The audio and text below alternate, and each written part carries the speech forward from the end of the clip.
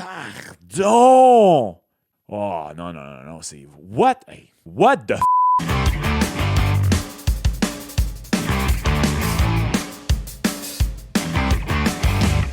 What's up tout le monde, c'est ton boy Max. Corey Pronman de The Athletic a publié son classement des meilleurs joueurs de hockey U23 qui appartiennent présentement à une équipe de la LNH. On regarde ça ensemble, on le critique, on l'analyse, on s'en moque, peu importe. Alors on regarde ça. Juste avant, par contre, si c'est pas fait, abonne-toi, s'il te plaît, abonne-toi à ton boy. Vous avez vraiment été nombreux à vous abonner dans la dernière semaine. J'apprécie énormément.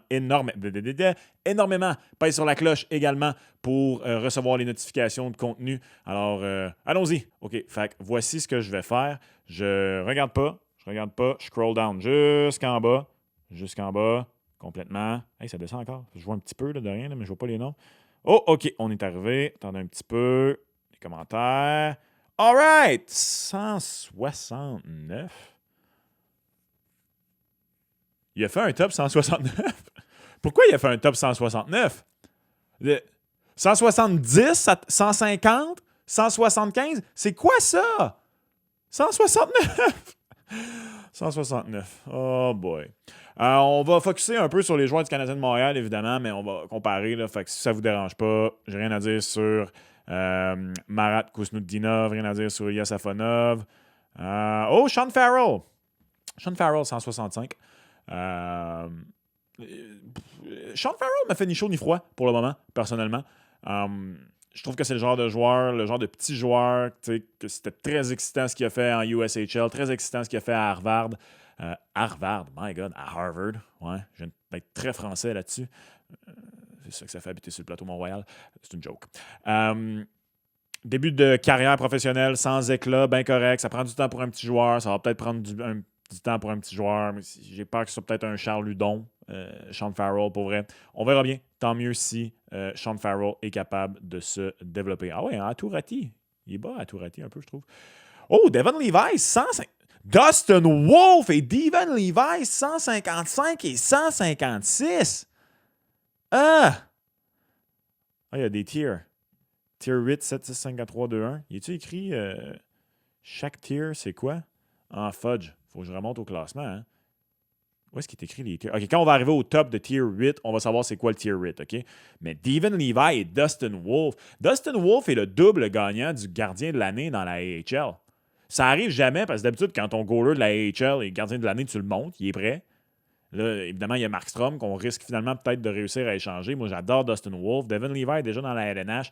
Je pense qu'on a peut-être un peu surévalué ce que Devon Levi pouvait faire cette année avec les Sabres, mais moi, c'est deux gardiens en qui je crois énormément. Pas les deux plus gros bonhommes, mais il me semble que c'est bas. Nathan Gaucher, gros fan de Nathan Gaucher. 151e.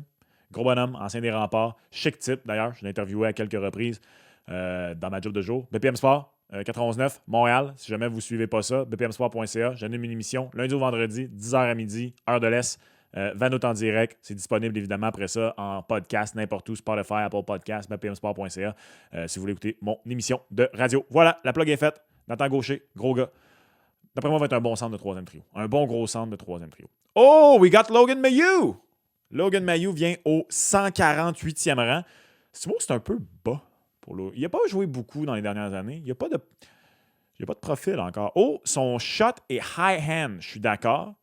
Tout le reste est average, sauf le hockey sense, below average. J'aurais mis puck skills un peu plus élevé. Je pense que le puck skills de Logan Mailloux aurait pu être un peu above average. Je suis d'accord pour le hockey sense dans le sens où il y a des attributs offensifs, mais Logan Mailloux, je pense qu'il a démontré, dans le junior, à London, ce qu'il essayait de faire, les montées à l'emporte-pièce et toute beauté, ça fonctionnait. Ça fonctionne un petit peu moins chez les pros. Il faut qu'il ajuste ça. Mais il a un bon début de carrière, Logan Mailloux. Présentement, il se dirigerait, au moment de l'enregistrement, potentiellement vers une saison de 50 points comme première année pro. Moi, j'ai jamais été convaincu de Logan Mailloux et honnêtement, il est en train de me faire mentir. J'aurais été curieux de voir... En tout cas, on verra, exemple. Voyez-vous déjà 141, Owen Beck. Owen Beck, 141, ça c'est bien classé. C'est très, très bien classé. Owen Beck, un Jake Evans, peut-être. Ça va dépendre de si le jeu offensif se transmet dans la Ligue nationale. Présentement, va très, très bien avec sa nouvelle équipe dans la OHL. Vient d'être échangé. Il avait obtenu 6 points à son premier match. C'est avec le Spirits de Saginaw. Je pense que c'est le nom de la formation. Je pense qu'aucun doute qu'Owen Beck va être un NHLer. Aucun doute qu'Owen Beck est au pire un très bon shutdown centre de troisième trio. La question, jeu offensif, est-ce que ça se traduit dans la Ligue nationale de hockey? Below average hockey sense? Ben non, ça je suis pas... Il semble que l'intelligence d'Owen Beck est sa principale qualité. Je comprends que non, je suis pas d'accord avec below average hockey sense. Il semble que j'aurais quasiment fait l'inverse. Below average puck skills, peut-être below average skating, mais average hockey sense, le compete, je suis d'accord avec ça. La shot, j'ai pas encore remarqué tant que ça la shot de Owen Beck. Je suis surpris qu'on considère du côté de The Athletic que ce soit ça son plus gros atout, son tir. Pour être bien honnête. Également, c'est pas inclus, là, mais cercle des mises en jeu. Gros gars. Oh, Tristan. OK, bon, voyez-vous, Tristan Luneau 133, là, ça commence à être un comparable intéressant, ça, pour Logan Mailloux. J'adore Tristan Luneau. J'aurais pensé que Logan Mailloux aurait peut-être été plus proche de Tristan Luneau que ça, pour être bien honnête. Malheureusement, on n'a pas pu voir Tristan au championnat du monde de hockey junior. Il est tombé malade, une infection, pauvre gars. Bon défenseur également. J'aurais cru que Logan Mailloux aurait peut-être été plus proche que lui, plus proche de lui, ouais, que ça. Joshua Roy. Ah, bon, Joshua Roy, 122e. Des bons débuts professionnels de Joshua Roy. La grande question pour Roy, ça va être la constance puis l'effort, l'ardeur au travail. Est-ce qu'elle va être là? Le gars a les attributs offensifs. Le gars a démontré que quand il veut, il est capable d'accepter un rôle plus défensif. Il le fait avec Équipe Canada Junior. Ironiquement, ça le fait monter sur le premier trio. C'est un gros gars. Ça fait quelques fois que j'entends le comparatif avec Tyler Toffoli pour Joshua Roy. Je déteste pas du tout le comparatif avec Tyler Toffoli. Un gars capable de marquer des buts. Tu sais, là, il a marqué son premier but face aux Devils du New Jersey récemment au moment de cet enregistrement. Tu sais, je veux dire, facile, diront certains. Monahan a tout fait. Mais regarde, il est allé se placer. Il est resté à la traîne, à remorque. Il l'a enfoncé. Ça a été un bon match, ça, d'ailleurs, pour Joshua Roy face aux Devils. OK, avec Luke Evangelista et Alexander Holtz, je trouve que c'est parfait comme ça. Dallin Holloway, il peut être plus bas, me semble, Dallin Holloway avec les Oilers d'Edmonton. Joshua Roy, donc, au 122e rang, très intéressant. Justin Barron, hein? Moi, je suis fan de Justin Barron. J'aime son coup de patin, j'aime ses jeux offensifs, un bon tir. Moi, je l'ai dit, je le répète, vous avez peut-être écouté ma dernière vidéo où vous avez classé les défenseurs de l'organisation du Canadien de Montréal et moi, je suis convaincu que Justin Barron et Logan Mailloux, dans quelques années, les deux ne seront pas à Montréal. Moi, je pense qu'il y en a un des deux qui va être à Montréal, l'autre va être transigé. Dans un monde idéal, moi, les deux se développent bien, puis tu décides, est-ce que tu gardes le meilleur des deux ou ça dépend, tu sais. Si Logan Mailloux va vraiment te chercher quelque chose de très intéressant sur le marché des transactions, pourquoi pas, en tout cas. Il est haut par rapport à Mailloux présentement, mais c'est simplement l'expérience, peut-être, je ne sais pas trop. En même temps, il faut dire que Corey Proudman a classé les joueurs en fonction de... c'est un repêchage, là, carrément. Le numéro 1, je pense que, regarde, j'ai pas lu, là, mais j'imagine que c'est Connor Bedard le numéro 1. Sinon, boy, on va complètement oublier cette liste-là. À pas d'allure si jamais c'est pas le cas. Donc, il les a classés en fonction de qui ils prendraient pour l'ensemble de leur carrière. Moi, en ce moment, je prends évidemment Justin Barron pour l'ensemble de la carrière. Logan Mailloux m'a particulièrement impressionné dernièrement. Philippe Broberg, quelle déception, Philippe Broberg. Ah, Mathieu Poitras, intéressant. Au Maverick Bourque. Oh, Maverick Bourque, 110e! Le gars est en train de brûler la AHL pour les Stars du Texas. Ça, voyez-vous, moi, c'est le...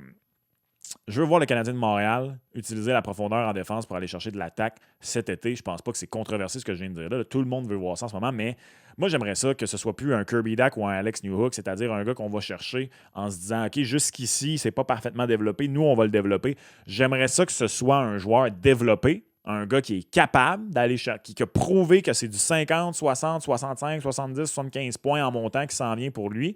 Quelqu'un qui a déjà prouvé qu'il peut le faire.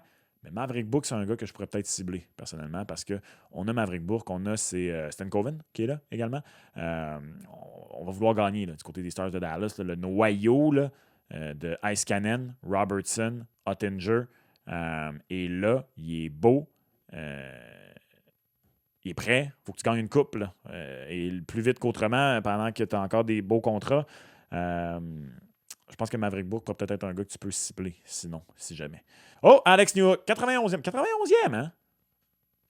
Alex Newhook, il y a peut-être une saison de 50 points avant de se blesser. On est toujours dans le tiers 8, toujours pas de profil. Skating above average? Ben non, le skating d'Alex Newhook est high-end, là, je m'excuse. Ah, ouais, hein?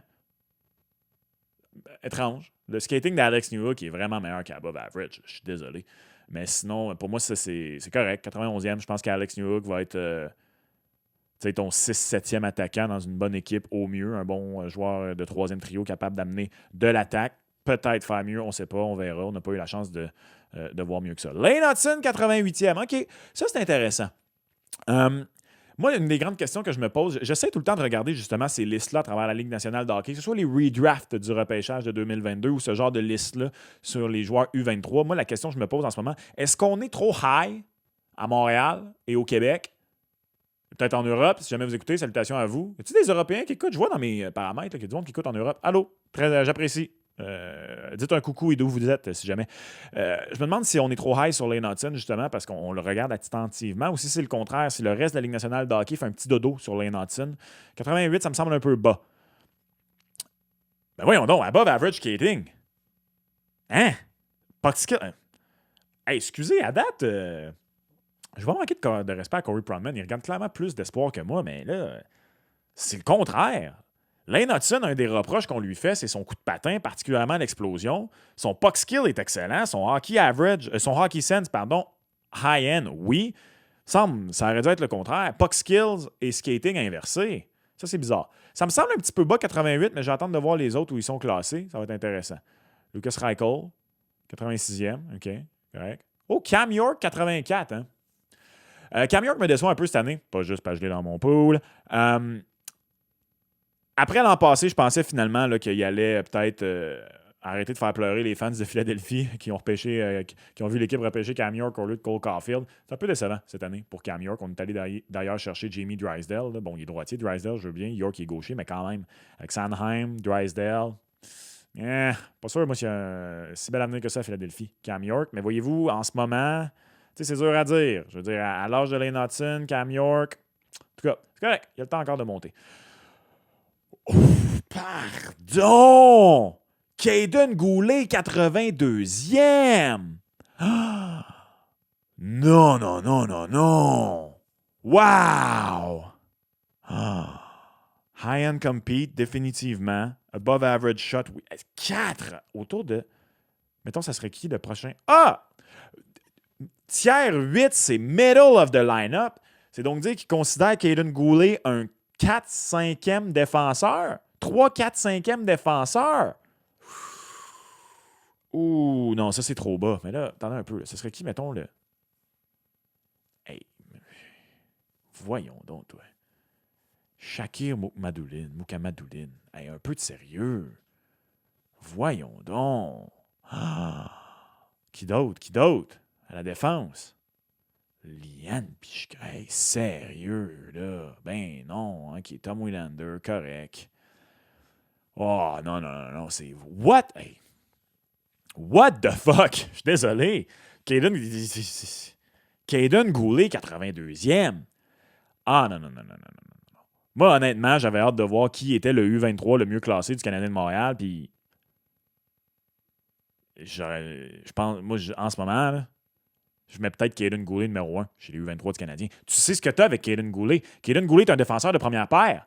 C'est-tu un Norris? Non. C'est-tu un Elite? Non. C'est un bon défenseur de première paire. Dans un monde idéal, ton deuxième défenseur de première paire. Avec un dynamo offensif. Mais lui aussi, il n'a même pas encore d'avantage numérique, puis il devrait faire au-dessus de 30 points, puis peut-être même rapprocher du 40 cette année sans avantage numérique. Quel manque de respect!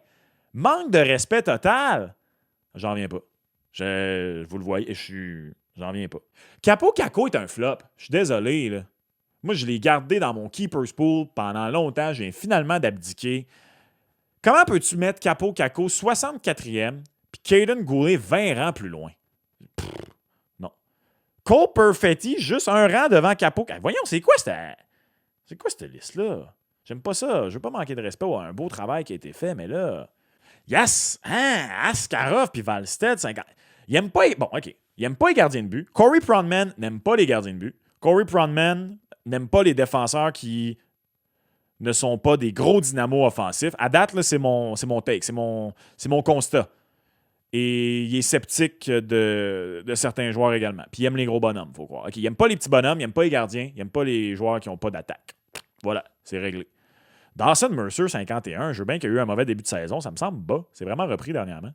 Zach Benson à Buffalo. Intéressant. Oh, Kirby Dach. OK, on est dans le top 50. Kirby Dach tout juste derrière Jamie Drysdale. Et voilà, on sait maintenant ce qui est le tiers 7. Alors, Kirby Dach est le joueur du Canadien jusqu'ici dans le tiers 7. Là, si on regarde les U23, ça veut dire que si Kirby Dach est là, à moins qu'il y ait une grosse surprise et que Philippe Méchard soit extrêmement haut, c'est donc dire qu'il reste Cole Caulfield et Juraj Slafkovský. Donc, Philippe Méchard n'est pas dans le top 169. Je répète, maudit que c'est drôle, ça n'a pas de bon sens. OK, donc Kirby Dach, ça, je trouve ça bien. Je pense que Kirby Dach... Oh, et là, on arrive à une étape où il y a des petits paragraphes. OK, la saison de Kirby Dach s'est terminée presque aussitôt qu'elle a commencé en raison d'une blessure au genou.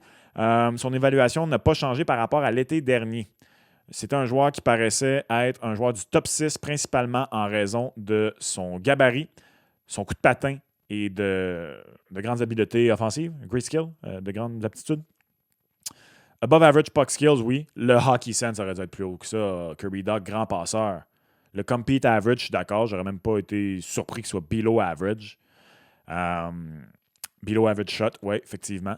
OK. Non, mais ça, pour Kirby Dach, je trouve ce qui est plate pour Kirby Dach, moi, je pensais que Kirby Dach allait être le meilleur marqueur du Canadien de Montréal cette année. Carrément. C'était mon hot take du début de l'année. C'était ma prédiction audacieuse. C'est décevant qu'il a été blessé, malheureusement, Kirby Dach. Donc, je comprends pourquoi il se trouve là. Puis, je veux dire, regarde, autour de Zach Benson, Dawson Mercer, tu regardes tout ça autour, là, et Jamie Drysdale. Jamie Drysdale, c'est un peu la même chose. C'est les blessures présentement. Oh boy, high hand, above average. Ouais, quand même. Il vient d'être transigé. Là. Évidemment, il y a sa photo avec les Ducks, mais il vient d'être envoyé contre Cutter Gauthier aux Flyers de Philadelphie. Ça me semble légitime.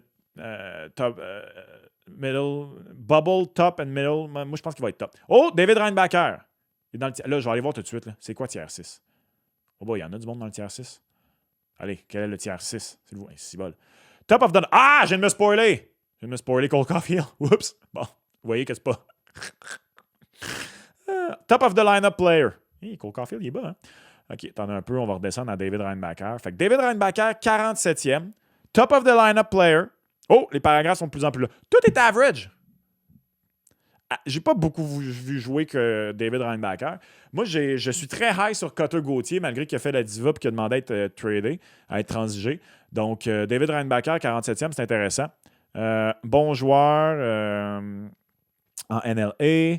Il joue bien, mais pour un 5e show total, il ne s'est pas tant démarqué que ça. Très bon défenseur two-way. Sa mobilité se démarque, particulièrement en tant que défenseur de 6 pieds 2 pouces. Le gap control, excellent. Écoutez, je pense que le Canadien est allé pour le coup sûr au 5e rang au dernier repêchage. J'ai hâte de voir qu'est-ce que ça va donner. Je pense que le Canadien a décidé de se magasiner un top 4 solide, un top 4 complet, un top 4 bien bâti. Je suis pas inquiet pour David Reinbacher. La saison est un peu décevante. Son club va pas bien. Il va se battre pour pas être relégué d'ailleurs en Suisse. Il a été blessé. Mais il y a des grosses minutes en tant que jeune défenseur. Je suis convaincu, là, ça sort de plus en plus. Anthony Marcotte m'en a parlé à quelques reprises, descripteur des matchs du Rocket de Laval sur les ondes de BPM Sport. Convaincu que David Reinbacher vient finir la saison à Montréal. Je le suis aussi. J'ai pas de problème avec son 47e rang. Là, ce que j'ai hâte de voir, il est où Matvei Michkov?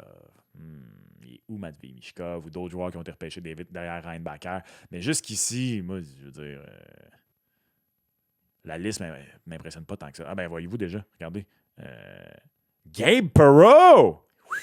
45e! Wow! Wow! Gabe Perreault, il est haut! Les Rangers, dernièrement, le développement du talent, ça n'a pas été leur fort. OK. Skill and Intelligent Winger. J'aime beaucoup Gabe Perreault, pour être honnête. Ryan Leonard, 44e. OK, un autre qui a repêché 8e par les Caps de Washington. J'ai beaucoup aimé Ryan Leonard, je vais être honnête, au championnat du monde de hockey junior. Ça m'a un peu réconcilié avec lui. Ce que je veux dire par là, c'est que moi, là, pour elle, là, je l'avais là où je pense. Le Moses de comparatif avec les frères Tkachuk. Là. Il est 6 pieds, 190 livres. Les frères Tkachuk sont 6'3 puis 6'4. C'est ce qu'ils font de eux, les frères Tkachuk. Les frères Tkachuk à 6 pieds, c'est Max Domi. J'exagère, mais à peine. Tu sais, là. Donc, moi, ça m'avait un peu titillé, mais il m'a vraiment impressionné au championnat du monde de hockey junior. Matthew Knies, ah ouais, il me semble qu'il est haut. Il ne m'impressionne pas tant que ça, moi, date cette année, du côté de Toronto. Oh, Simon Nemec, 39e. OK. Shane Wright, 38e. Est-ce qu'on s'approche de Juraj Slafkovský? Dimitri Simachev, qui était repêché tout juste derrière. Oh, Dimitri Simachev! Oh! 6e derrière Reinbacher. Dernier repêchage. Gaucher, par contre, gros bonhomme. Brock Faber, 30e. Non. avec la saison qu'il connaît, Brock Faber, c'est top 20. Brock Faber, c'est top 15. J'adore ce gars-là. Quel gros gars. Brock Faber, pour moi, est le prototype du défenseur parfait. Là, je le mets entre guillemets. Là, je ne sais pas si vous comprenez ce que je veux dire. Moi, c'est un gars que je prends comme premier défenseur dans, mettons, le Kel McCarr, Adam Fox. Ils ne sont pas disponibles. Là. Miro Heiskanen. Je le prends en haut, Brock Faber. Quel bon défenseur complet. Va-t-il un jour faire du 60-70 points? Non.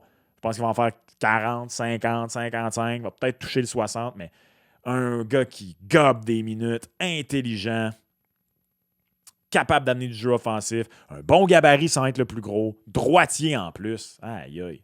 Ah, tiens, le voilà Stankoven. Ah, ouais, Stankoven est tant que ça devant Maverick. Maverick Bourque. Ah bon, OK. Un petit bout de chou, ça. Tout petit. Oh, Pavel Minchukov qui fait très bien à Anaheim. Il a été repêché 10e l'année de Slavkovski. Intéressant. Et voilà Cole Caulfield, 25e. Ça, c'est une débarque pour Cole Caulfield qui me semble était tout près du top 10 dans le même classement avant la saison. Wow. Moi, c'est drôle, hein? Cole Caulfield, là, au moment de l'enregistrement, est à 3 matchs de son total de l'an passé avant la blessure et il est à 3 points. C'est vraiment juste parce que les buts et les passes sont inversés et de la part de Cole Caulfield, on veut des buts. Non, je trouve que c'est drôle, hein? Pour un gars comme... jusqu'ici, ça, c'est un autre constat de ce classement-là. Là. Ce qui est intéressant, c'est que les joueurs à date qui ont des grosses saisons et qui surpassent les attentes, Caden Goulet, Brock Faber, il a comme refusé de les monter. C'est comme s'il se tient tranquille. Il est comme, on va pas capoter trop vite. Puis Cole Caulfield, une drop comme ça, non, c'est pas... Non, c'est pas justifié. I go back and forth on whether he can become a true impact scorer or just a very good long-time NHL player. Non, je pense que c'est un buteur d'impact. Je crois encore que c'est un buteur d'impact. Ah ouais, un Bowen Byram, t'es encore haut de même. OK, correct. Donc ça, c'était top of the lineup player. Oh, Trevor Zegras, 22e, un autre qui a baissé.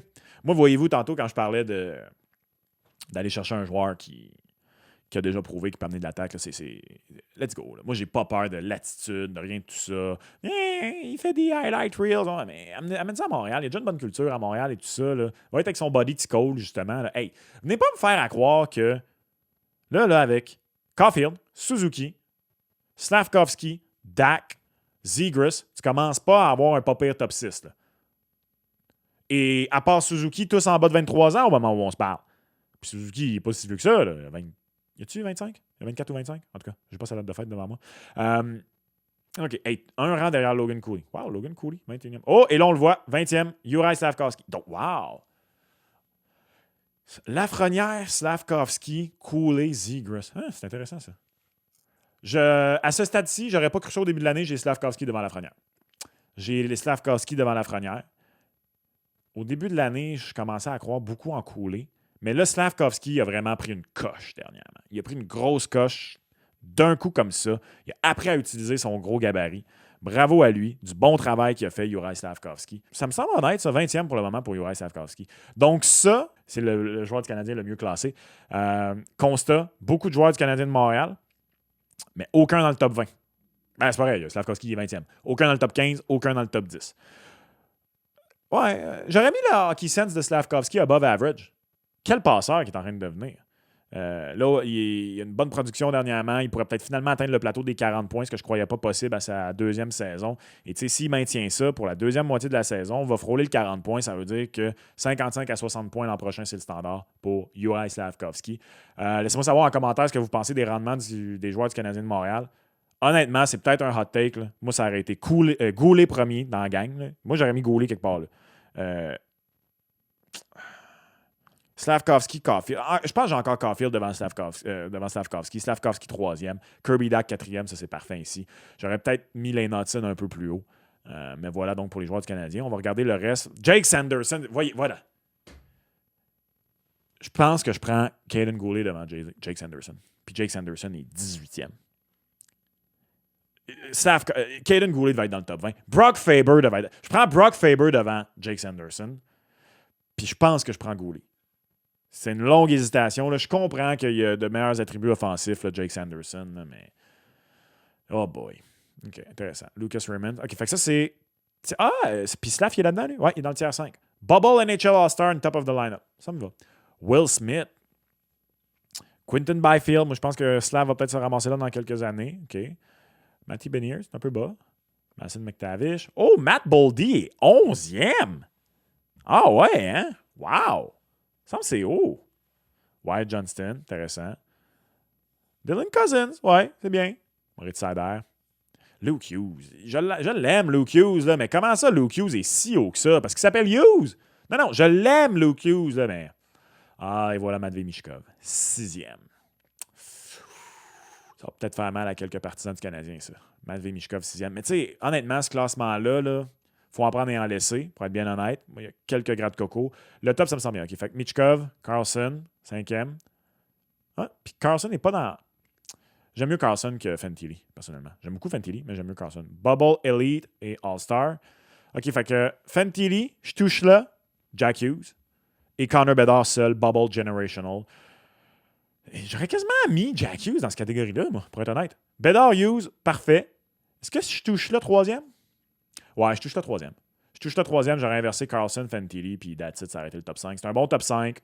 C'est un top 10 honnête. Matt Boldy trop haut.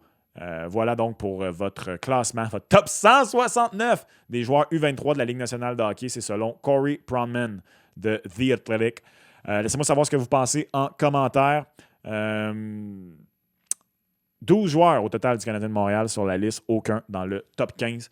Et voilà, donc laissez-moi savoir comment vous aurez classé les joueurs du Canadien de Montréal. Est-ce que Jack Hughes est un borderline generational player comme Connor Bedard? Moi, je pense que oui. Sinon, honnêtement, le top de la liste est très bien. Aucun problème avec ça. Le reste, comme je disais, il faut en prendre et en laisser. Abonnez-vous si ce n'est pas fait. S'il vous plaît, laissez un commentaire, donnez un pouce, une notification de contenu. Je vous rappelle également que j'anime une émission de radio sur les ondes de BPM Sport, lundi au vendredi, 10h à midi, 91.9 Montréal. J'anime également un podcast sur la chaîne YouTube de Mise au jeu avec Stéphane Gonzalez. Si vous aimez les paris sportifs, allez vous abonner à la chaîne YouTube de Mise au jeu. On se reparle dans une prochaine vidéo. Ciao!